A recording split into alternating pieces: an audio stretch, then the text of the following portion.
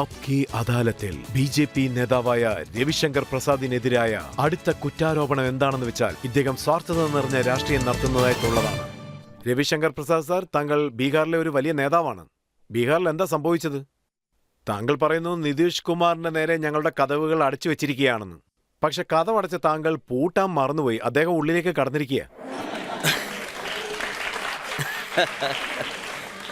അതായത് നിങ്ങൾക്ക് ഈ ചോദ്യം ചോദിക്കാനുള്ള എല്ലാ അർഹതയും ഉണ്ട്.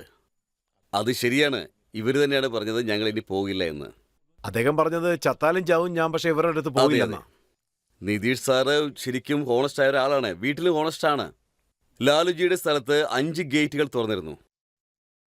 മനസ്സിലാവുന്നുണ്ടോ? അതിലെ ഒരു ഗേറ്റ് അദ്ദേഹത്തിന്റെ മകളുടെ ഗേറ്റാണ്. മൂത്ത മകന്റെ ഗേറ്റ്, ഭാര്യയുടെ ഗേറ്റ്, ഇളയ മകന്റെ ഗേറ്റ്. അവർക്കൊന്നും ചെയ്യാൻ കഴിഞ്ഞില്ല. അദ്ദേഹത്തിന്റെ ആരോഗ്യം വളരെ മോശമായിട്ട് ശരിക്കും തളർന്നു പോയിരുന്നു. ഞങ്ങൾ അദ്ദേഹത്തിനോട് ചോദിച്ചു, നിങ്ങൾക്ക് നടക്കാൻ കഴിയുന്നില്ല എന്നുള്ള കാര്യം നിങ്ങൾക്ക് മനസ്സിലാവുന്നില്ലേ എന്ന്. അതിന് അദ്ദേഹം പറഞ്ഞെന്താണെന്ന് വെച്ചാൽ, നിങ്ങൾക്കറിയാവുന്നതല്ലേ, കാലിത്തീറ്റ കേസിൽ അദ്ദേഹം 4 തവണയാണ് ലാലുജി അകത്ത് പോയത്. അതിനുശേഷം ഭൂമി കൊടുക്കൂ, ജോലി ചെയ്യൂ. അതായിരുന്നു റെയിൽവേയുടെ നിയമം.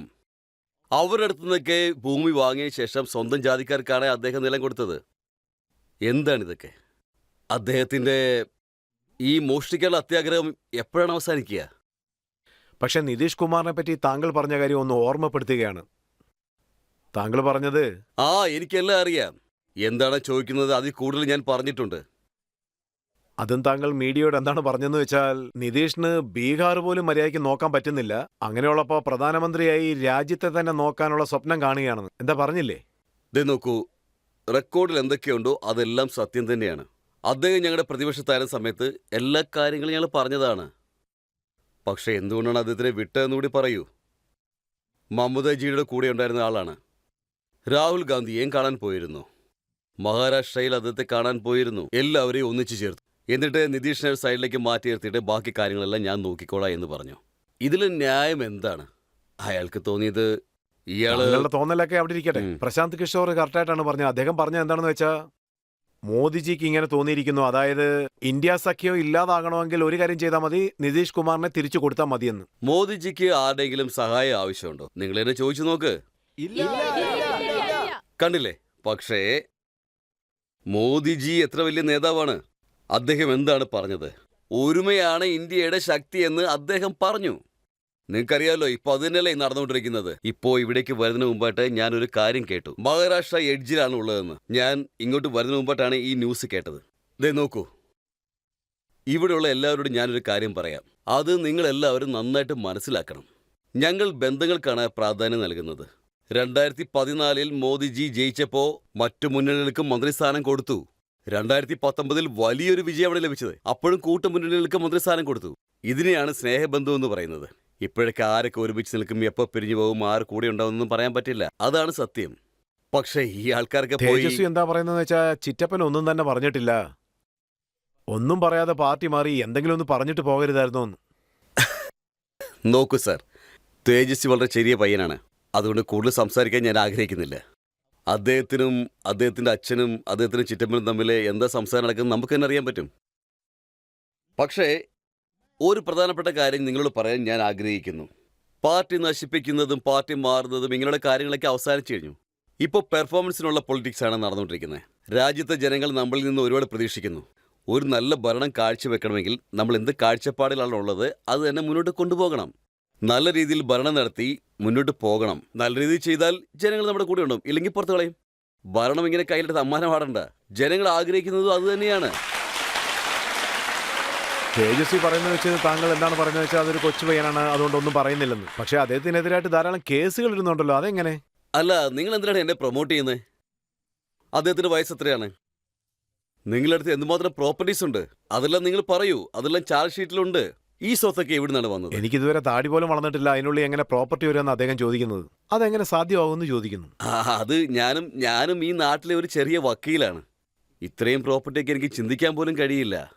ഇത്രയും പ്രോപ്പർട്ടി എങ്ങനെയാണ് വന്നത്?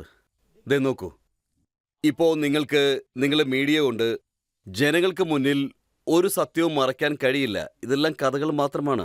പക്ഷേ തേജസ്വിയുടെ ആർഗ്യുമെന്റ് ഒക്കെ ശരിയാണ്. അവരുടെ ഗവൺമെന്റ് ഉള്ളപ്പോ നല്ല ജോലികളെല്ലാം നൽകിക്കൊണ്ടിരുന്നു. പക്ഷെ അവരുടെ വീട്ടിലേക്ക് EDയും CBI ആണ് നിങ്ങൾ അയക്കുന്നത്. അവരുടെ ഒരു ജോലി നടക്കുന്നില്ല. എന്തുമാത്രം ജോലി സാധ്യതകൾ കൊടുത്തു. അത് വളരെ വലിയ പ്രശ്നമായിരുന്നു. ഞങ്ങൾ ചില മറുപടികൾ തെരഞ്ഞെടുപ്പ് സമയത്ത് പറയാൻ ആഗ്രഹിക്കുന്നുള്ളൂ. മനസ്സിലായോ? ഇപ്പോൾ ഉള്ളത് ഡിജിറ്റൽ ഇന്ത്യയാണ്, മേക്ക് ഇൻ ഇന്ത്യയാണ്, സ്റ്റാർട്ടപ്പ് ഇന്ത്യയാണ്. ഇന്ന് ഇന്ത്യയിൽ ആപ്പിൾ ഉണ്ടാക്കുന്നുണ്ട്, സാംസങ് ഉണ്ടാക്കുന്നുണ്ട്, 1 ലക്ഷം കോടിയോളം മൊബൈൽ എക്സ്പോർട്ട് ചെയ്യുന്നുണ്ട്. ഇതെല്ലാം നടക്കാനുള്ള അവസരം ഉണ്ടായിരുന്നോ? ഡിജിറ്റൽ ഇന്ത്യ നോക്കുകയാണെങ്കിൽ നമ്മൾ കൊറോണ സമയത്ത് എല്ലാവരും വർക്ക് ഫ്രം ഹോം ചെയ്തില്ലേ? ക്ലാസസ് ഫ്രം ഹോം ചെയ്തില്ലേ? കോടതി വിധി പോലും വീട്ടിലെത്തി. നമ്മളെ കൊണ്ട് ചെയ്യുന്നത് നമ്മൾ ചെയ്തുകൊണ്ടേയിരിക്കുന്നു. നിങ്ങളും ചെയ്യൂ. നിങ്ങൾ വിമർശനങ്ങൾ നടത്തി കുറ്റം പറഞ്ഞുകൊണ്ടേ ഇരിക്കുകയാണെങ്കിൽ എന്ത് നടക്കില്ല. അവരൊക്കെ എന്താ ചോദിക്കുന്നതെന്ന് വെച്ചാ, ഒരുപക്ഷെ അസുഖം ഉണ്ടെങ്കിൽ താങ്കൾ രാമന്റെ അമ്പലത്തിലേക്കാണോ പോകുന്നതെന്ന്. ശരിയാണ്, ശരിയാണ്. നിങ്ങൾ ചോദിച്ച ചോദ്യം വളരെ ശരിയാണ്. രാമക്ഷേത്രത്തിൽ പോകണ്ട, രാമന് മാത്രം ഓർത്താൽ മതി. 5 ലക്ഷം കിട്ടുന്ന ആയുഷ്മാൻ ഭാരത് ഉണ്ട്. ജനങ്ങൾക്ക് കുറഞ്ഞ വിലയിൽ മരുന്നുകളൊക്കെ ലഭിക്കുന്നുണ്ട്. നമ്മുടെ നാട്ടിൽ തന്നെ ഉണ്ടാക്കിയ വാക്സിൻ ഉണ്ട്. അത് ജനങ്ങൾക്ക് ഫ്രീ ആയിട്ടാണ് കൊടുക്കുന്നത്. ഇന്ന് ഞാൻ നിങ്ങളെല്ലായിടത്തും ഒരു ചോദ്യം ചോദിക്കുകയാണ്. നിങ്ങളെല്ലാവരും വാക്സിൻ എടുത്തായിരുന്നല്ലോ അല്ലേ? നിങ്ങൾക്കെല്ലാവർക്കും ആദ്യ ഡോസ് എവിടെ എപ്പോ എടുക്കണമെന്നുള്ള ന്യൂസ് ആരാണ് തന്നത്? പറയൂ. മൊബൈലിൽ വന്നില്ലേ? ഇതെല്ലാം തന്നെ മോഡിജിയുടെ നിർദ്ദേശത്തിൽ നടന്ന കാര്യങ്ങളാണ്. അതിനൊക്കെ ഒപ്പം ഞാനും ഉണ്ടായിരുന്നു. ഈ നാട്ടിൽ 220 കോടി വാക്സിനാണ് ചെയ്തത്. ന്യൂസ് എല്ലാം നിങ്ങളുടെ മൊബൈലിൽ വന്നിട്ടുണ്ട്. ഇതൊക്കെ വേറെ എവിടെയെങ്കിലും നടക്കും. പക്ഷെ ഇന്ത്യയിൽ നടന്നു. അതാണ് ഡിജിറ്റൽ ഇന്ത്യ. ഇതെല്ലാം നിങ്ങൾ ആക്സസ് ചെയ്യണം, അതുപോലെ മനസ്സിലാക്കുകയും ചെയ്യണം. ഇൻഫർമേഷൻ കിട്ടാൻ വേണ്ടിയിട്ടാണ്. ദേ നോക്കൂ സാർ, നമ്മൾ പറഞ്ഞു വന്നാൽ. അതുപോലെ മറ്റൊരു ചോദ്യം ചോദിക്കുന്നുണ്ട്. ഒരുപക്ഷെ വിശക്കുകയാണെങ്കിൽ അമ്പലം കൊണ്ട് എന്താണ് ലാഭം? അതിനുവേണ്ടി ചെലവഴിച്ച കോടിക്കണക്കിന് രൂപ പാവങ്ങൾക്ക് നൽകിക്കൂടെ എന്ന് ചോദിക്കുന്നു. 80 കോടി ജനങ്ങൾക്ക് ഫ്രീ ആയിട്ട് ഫുഡ് കൊടുക്കുന്നുണ്ട്. ശരിക്കും പറഞ്ഞാൽ അങ്ങനല്ല. ഇപ്പോൾ പാവങ്ങൾ എന്ന് പറയുന്നത് തീരെ ഇല്ല. ഞങ്ങളുടെ ലക്ഷ്യം എന്താണെന്ന് വെച്ചാൽ, നമ്മളെക്കുറിച്ച് നമ്മുടെ പ്രധാനമന്ത്രി എന്താണ് ചിന്തിക്കുന്നതെന്ന് വെച്ചാൽ, ഈ നാട്ടിൽ ക്ഷേത്രങ്ങളും പ്രധാനമാണ്, അതുപോലെ ജോലിയും പ്രധാനമാണ്. സനാതന ധർമ്മത്തിന് ബഹുമാനം കൊടുക്കുന്നതും പ്രധാനമാണ്, നല്ല രീതിയിൽ ഭരണം നടത്തുന്നതും പ്രധാനമാണ്. ഇപ്പോൾ രണ്ടും നടക്കുന്നുണ്ട്. അതുകൊണ്ടാണ് പ്രശ്നം. സംരക്ഷണവും പ്രധാനമാണ്. ആരെങ്കിലും നാടിനെ നശിപ്പിക്കാൻ ശ്രമിച്ചാൽ അതിനുള്ള മറുപടി ഉടൻ തന്നെ കിട്ടും. അത്യാവശ്യമാണെങ്കിൽ വീട്ടിൽ കയറി അടിക്കുകയും ചെയ്യും. അതൊക്കെ നടക്കും. എന്തിനാണ് നടക്കാത്തത്?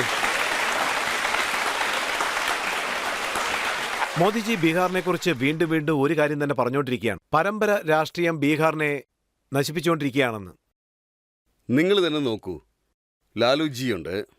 അദ്ദേഹത്തിന് ഇപ്പോൾ ഇലക്ഷൻ നിൽക്കാൻ കഴിയില്ല. അദ്ദേഹത്തിൻ്റെ ഭാര്യ മുഖ്യമന്ത്രിയാണ്, അദ്ദേഹം MLCയിലുമാണ്. മകൻ 2 പ്രാവശ്യം ഡെപ്യൂട്ടി ചീഫ് മിനിസ്റ്ററുമായിരുന്നു. രണ്ടാമത്തെ മകൻ മിനിസ്റ്റർ. ഒരു മകള് രാജ്യസഭയിൽ MP ആണ്. അതിനുശേഷം മീസ ഭാരതി 3 പ്രാവശ്യം ലോക്സഭയിൽ ഇലക്ഷനിൽ നിന്നു. എന്താ ഞാനും വരാൻ പാടില്ലേ എന്ന് ചോദിച്ചുകൊണ്ട് അദ്ദേഹത്തിന് മറ്റൊരു മകളും വന്നു. എല്ലാവരും നേടിക്കോട്ടെ.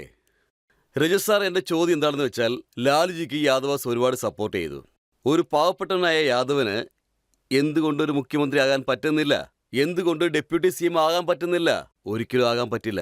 ഈ നാട് മോദിജിയുടെ സേവനങ്ങൾ കണ്ടിട്ടുണ്ട്. നരേന്ദ്രമോദി മുഖേന ഈ നാട്ടിൽ എന്തൊക്കെ നടന്നിട്ടുണ്ടെന്നുള്ള കാര്യം ജനങ്ങൾക്കറിയാം. അതാണ് സത്യം. ലോകത്തിന്റെ എക്കണോമി പട്ടികയിൽ ഇന്ത്യ 5ാമതാണ്. അയിത്താചാരങ്ങളൊന്നും ഇല്ലെന്നുള്ള കാര്യം ഈ ജനങ്ങൾക്ക് അറിയുകയും ചെയ്യാം. അതെല്ലാം ഈ ഭരണം കൊണ്ടാണ് നടന്നത്. ഇതിന്റെയൊക്കെ പിന്നിൽ ആരാണെന്നുള്ള കാര്യം ജനങ്ങൾക്ക് നന്നായിട്ട് അറിയാം. ഒരു കോൺഗ്രസിന്റെ വലിയ നേതാവ് എന്നോട് എന്താണ് പറഞ്ഞതെന്ന് വെച്ചാൽ, പ്രധാനമന്ത്രിയായി 10 വർഷമായില്ലേ, ഇനിയും കുറച്ചുനാൾ റെസ്റ്റ് എടുത്തുകൂടെ എന്ന് ചോദിക്കുന്നു. 12 വർഷം മുഖ്യമന്ത്രിയായിട്ടിരുന്ന ഒരാളാണ് 10 വർഷമായിട്ട് പ്രധാനമന്ത്രിയായിട്ടിരിക്കുകയാണ്. ഒരു ദിവസം പോലും ലീവ് എടുത്തിട്ടില്ല. ഒരു ദിവസം പോലും അദ്ദേഹം ലീവ് എടുത്തിട്ടില്ല.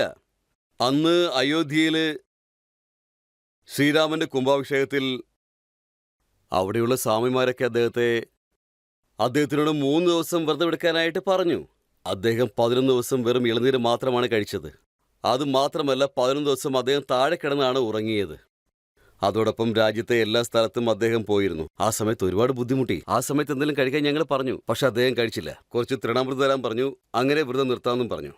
അതുമാത്രമല്ലാതെ അദ്ദേഹം നമ്മുടെ രാജ്യത്തിനു വേണ്ടി കഷ്ടപ്പെടുന്നു. പല സ്ഥലങ്ങളിലും പോയിട്ട് വരുന്നു. ശരിക്കും പറഞ്ഞാൽ രജി സാർ, അദ്ദേഹത്തിന് ദൈവം നല്ല ആരോഗ്യം കൊടുക്കണം. അദ്ദേഹം ഇതുവരെയായിട്ടും വിശ്രമിച്ചത് ഞാൻ കണ്ടിട്ടേയില്ല. നിങ്ങൾക്ക് നോക്കിയാൽ മനസ്സിലാകും. ടിവിയിലൊക്കെ കാണുന്നില്ലേ? അവിടെ പോകുന്നു, ഇവിടെ പോകുന്നു, പുറം രാജ്യങ്ങളിൽ പോകുന്നു. ഇതെല്ലാം എന്ത്? അദ്ദേഹം കേദാർനാഥ് ഗുഹയിൽ 4 വർഷമായിട്ട് ധ്യാനം ഇരിക്കുകയാണ്. ഇങ്ങനെയൊക്കെയുള്ള കാര്യങ്ങൾ ചെയ്യണമെങ്കിൽ അദ്ദേഹത്തിനുള്ളിൽ എന്തൊക്കെ ഉണ്ടാവുമല്ലോ. ഞാൻ അഭിമാനത്തോടെ പറയുന്നു, നരേന്ദ്രമോദി ഒരു മികച്ച നേതാവാണ്. മികച്ച ഒരു തൊഴിലാളി നമുക്ക് ഒരു പ്രധാനമന്ത്രിയായിട്ടിരിക്കുന്നു. അദ്ദേഹം പാവങ്ങൾക്ക് വേണ്ടിയിട്ട് പ്രവർത്തിക്കുന്നു.